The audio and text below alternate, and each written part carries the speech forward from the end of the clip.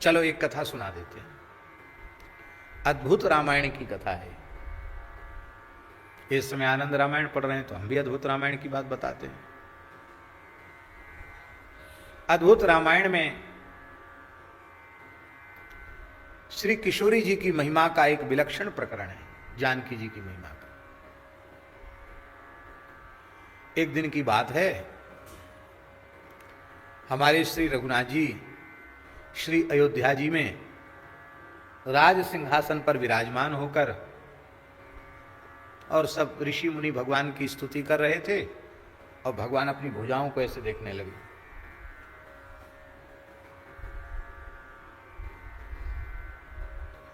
ये सब ठाकुर जी का कौतुक है, लीला है। भुजाएं देखने लगे। किशोरी जी बगल में बैठी, उन्होंने मुस्कुराते हुए धीरे से कहा, करुणा निधान, ये क्या भुजदंड दिखा रहे हो? राम जी ने कहा, आपने सुना नहीं अभी सब लोग कितनी बढ़िया स्तुति कर रहे थे हमारी? नहीं सुना आपने? इन भुजाओं ने निश्चरहीन करऊं मही भुज उठाए प्रणकीन, और निश्चरहीन कर दिया। बोले विभीषण भी तो निश्चर हैं। अरे निश्चर को भी तो संत बना दिया ना, वो तो संत है, वो निश्चर नहीं है। निश्चर भाव वाले जो थे उन सबको उन्होंने नष्ट कर दिया। अब जो उस वर्ग में है वो भी सब भक्त ही हैं, अब कोई निश्चर नहीं है। इन भुजाओं ने धरती को निश्चर विहीन कर दिया। रावण का वध किया। किशोरी जी ने कहा, भी पूरी तरह ठीक हुआ नहीं, अभी तो बहुत दुष्ट जिंदा है। अच्छा, ये चर्चा हो ही रही थी, तब तक ऋषियों का एक दल और आ गया। महाराज रक्षा कीजिए, रक्षा कीजिए। राम जी, आओ आओ महाराज आओ। कैसे? बोले महाराज एक नया रावण पैदा हो गया, उसका नाम है सहस्र रावण। सहस्र रावण? भैया ये तो कैसा? बोले 10 मुख वाला रावण तो है, वो 1000 मुंह वाला रावण है। उसकी हजारों भुजाएं हैं, उसका नाम है सहस्र मुख रावण। 1000 मुख वाला रावण है वो। महाराज देवता भी भयभीत हैं। अभी उसका प्रचंड प्रभाव बहुत व्याप्त नहीं हुआ, लेकिन अभी बस पांव फैला रहा है। और आपने रावण को कुल खानदान के सहित मार दिया, इससे वो बहुत रुष्ट है। अब तैयारी कर रहा है देवताओं पर चढ़ाई की, फिर युद्ध छिड़ेगा। तो महाराज उसका दलन कर दीजिए आप। तब तक ब्रह्मादि देवता भी आए, बोले महाराज हम लोग बहुत त्रस्त हैं सहस्र रावण से, आप कृपा करके उसको समाप्त कीजिए। राम जी बोले बिल्कुल ठीक। किशोरी जी ने मुस्कुरा के कहा, देख लो अभी अभी कह रहे थे कि हमने धरती को निश्चरों से विहीन कर दिया, देख लो आ गया ना आपके सामने, परिणाम आ गया एक। वो तो 10 मुंह का ही मारा था, ये तो 1000 मुंह का आ गया। राम जी बोले अभी इसका काम तमाम करते हैं। राम जी उठे, लक्ष्मण जी भरत जी सब साथ गए, शत्रुघ्न जी अयोध्या जी में, हनुमान जी सब, और भयंकर युद्ध छिड़ा। उस युद्ध में एक एक करके सबके युद्ध का उत्साह ठंडा हो गया। सहस्र रावण को जीतना कठिन हो गया। उसका कारण यह था कि सहस्र रावण की सेना तो मारी गई, पर सहस्र रावण को जैसे ही राम जी बाण का प्रहार करते, उसके शरीर के रक्त की एक बूंद से 1000 रावण वैसे ही पैदा हो जाते। एक बूंद खून गिरते ही 1 सहस्र मुंह वाले 1000 रावण पैदा हो जाते, और उनको भी बाण लगेगा तो उनकी भी एक एक बूंद से उतने उतने हजार। सारा ब्रह्मांड 1000 मुंह वाले रावणों से भर गया। बंदर भालू जो राम जी के सहयोगी थी, सबने हाथ खड़े कर दिए, बोले बस हो गया महाराज, अब तो 10 मुंह वाला तो हो गया, अब तो आप जानो, आपका काम जाने। राम जी भी घबरा गए, लक्ष्मण जी भरत जी भी घबरा गए, हनुमान जी भी घबरा गए। अब क्या होगा? तो प्रतिष्ठा की बात आ गई। तो किशोरी जी भी पधारी थी वहां युद्ध में। तो शिविर जहां लगा था वहां किशोरी अपनी सखियों के साथ वहां विराज रही थी।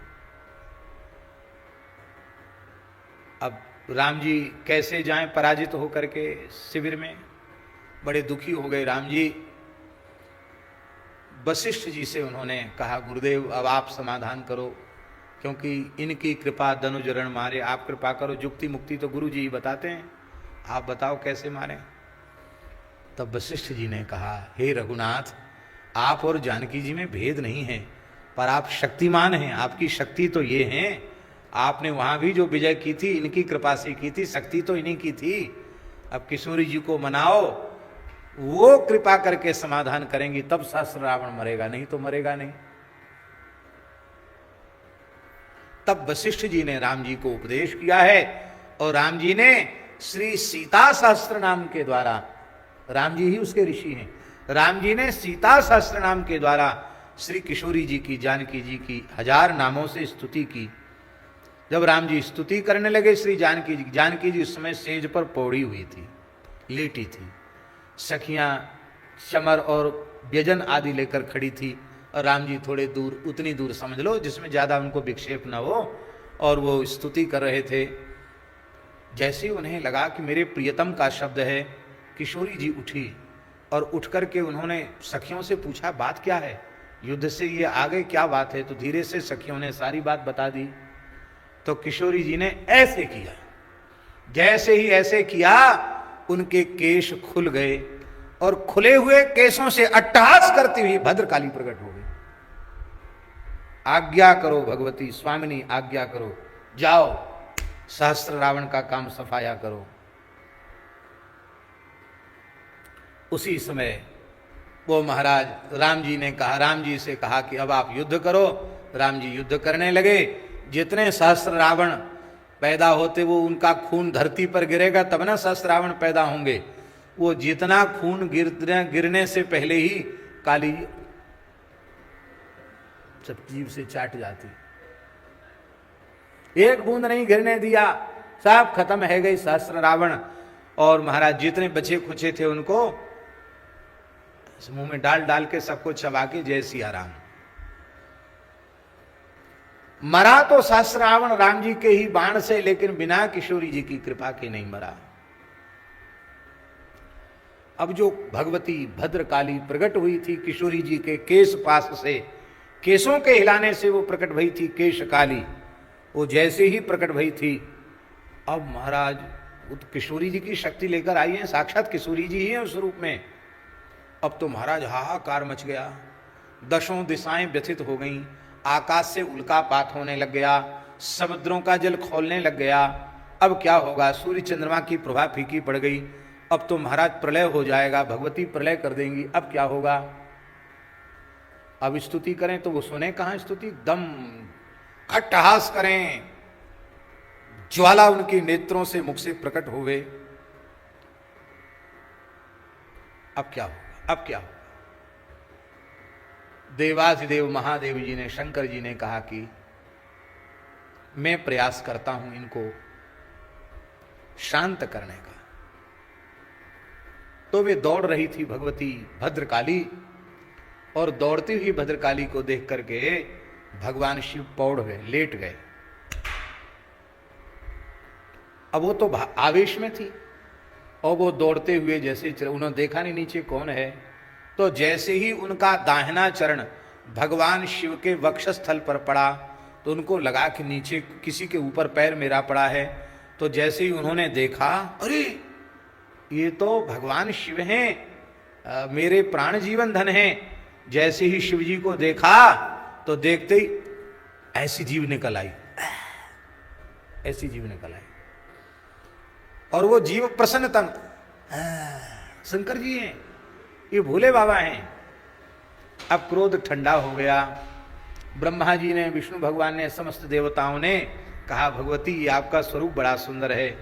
और शंकर जी ने कहा, आप किशोरी जी के श्रीअंग से प्रकट भई हैं, इसलिए मेरे लिए तो किशोरी जी के ही समान हैं। आपका चरण मेरे वक्षस्थल पर पड़ा, मैं अपने को धन्य मानता हूं। आप जिस स्थल पर चरण पड़ा है आपका मेरे वक्षस्थल पर, उसमें आप सिद्ध पीठ के रूप में विराजमान होंगे। तो जहां ये काली जी का दाहिना चरण पड़ा था, वही दक्षिणा काली है, कलकत्ता की काली यही है। वहां शंकर जी जहां पौड़े थे, और जहां भगवती का चरण उनके वक्षस्थल पर पड़ा था। आज भी कलकत्ता में काली जी का दर्शन करो तो नीचे शंकर जी लेटे हैं, और उनकी वक्षस्थल पर भगवती का चरण है, दाहिना चरण है, दक्षिणा काली भगवती। इसलिए भगवती भद्रकाली उनके श्रीअंग से प्रकट हैं, इसलिए तद्रूपा ही हैं। और श्री किशोरी जी ही तो राम जी के चरणों में नेम और प्रेम देंगी, क्योंकि श्री किशोरी जी रूपी हैं। श्री किशोरी जी जैसे राम जी रूपी हैं और भैरव रूप रुद्र वो रूप हैं, ऐसे ही किशोरी जी रूपी हैं और भगवती दुर्गा, भगवती भद्रकालिका, भगवती चामुंडा ये उनका रूप हैं। इस भाव से गोस्वामी जी स्तवन कर रहे हैं। इसलिए गोस्वामी जी की अनन्यता वस्तुतः सच्ची अनन्यता है, उसमें कहीं कोई संदेह का अवसर नहीं है।